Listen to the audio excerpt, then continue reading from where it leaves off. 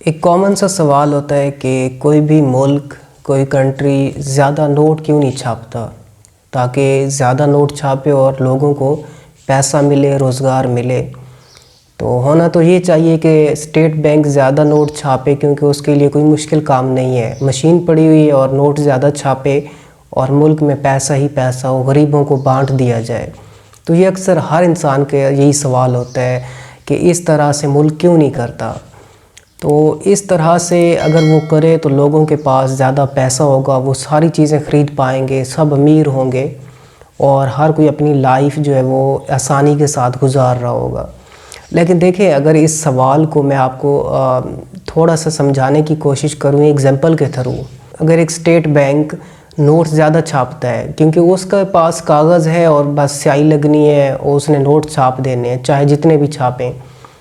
اگر اس نے نوٹ زیادہ چھاپ دیے ہیں اور سب لوگوں کے پاس پیسہ ہے، تو جو چیزیں ہوں گی مارکیٹ میں، جب وہ لینے جائیں گے لوگ، پیسہ زیادہ ہوگا، لوگ کہیں گے میرے پاس گاڑی بھی ہو، میرے پاس بنگلہ بھی ہو، میرے پاس سب کچھ ہو، تو وہ ساری چیزیں وہ لینے جائیں گے اور چیزیں ہوں گی کم۔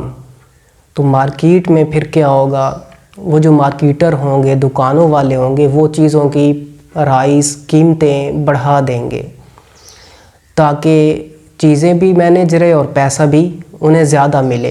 ٹھیک ہے، جب وہ پرائس بڑھائیں گے تو پھر بھی چیزیں کم ہیں، کیونکہ پیسہ بہت زیادہ ہے، 22 کروڑ 23 کروڑ جو آبادی ہو اور پیسہ سب کے پاس ہو، تو وہ سارے کیا کریں گے، چیزیں کم پڑ جائیں گی اور وہ مارکیٹر اتنی پرائس بڑھائیں گے جتنی وہ بڑھا سکتے ہیں، انہیں کوئی روکنے والا نہیں ہوگا، وہ بھی پیسے کے لیے چیزوں کی پرائس بڑھائیں گے۔ تو یہ ہوگا، ایک چیز بھی وہ لینے جائیں گے نا، پھر بھی وہ نہیں لے پائیں گے، چاہے جتنا وہ پیسہ لے کر آ جائیں، وہ اس کی پرائس اتنی زیادہ ہوگی کہ وہ پیسہ پھر کم پڑ جائے گا۔ اس وجہ سے اسٹیٹ بینک جو ہے وہ حد سے زیادہ نوٹ نہیں چھاپتا، کیونکہ پھر مہنگائی کا خطرہ ہوتا ہے۔ ٹھیک ہے، لوگوں کے پاس، کیونکہ جو پیسہ ہوتا ہے نا، جو نوٹ ہوتے ہیں، یہ صرف کاغذ ہوتا ہے، اس کی ویلیو کوئی نہیں ہوتی۔ ویلیو ہوتی ہے سونے کی، چیزوں کی، گولڈ کی، تو ان کے ساتھ کمپیئر کیا جاتا ہے، اتنے نوٹ چھاپے جاتے ہیں جتنی چیزیں ہوتی ہیں۔ ایک ایگزامپل اگر میں دوں، دو ایسے کنٹری تھے جنہوں نے یہ کام بھی کیا، ایک زمبابوے تھا اور دوسرا وینزویلا۔ ان دونوں نے یہ کام بھی کیا کہ نوٹ زیادہ چھاپ دیے۔ اب زمبابوے نے حد سے زیادہ نوٹ چھاپے، زمبابوے نوٹ چھاپتا رہا اور چیزوں کی قیمت زیادہ ہوتی گئی۔ زمبابوے نے پھر آخر پہ ایک نوٹ کئی بلین زمبابوے ڈالر کا چھاپا، ایک نوٹ، پھر بھی اس کی ویلیو کم ہوتی تھی۔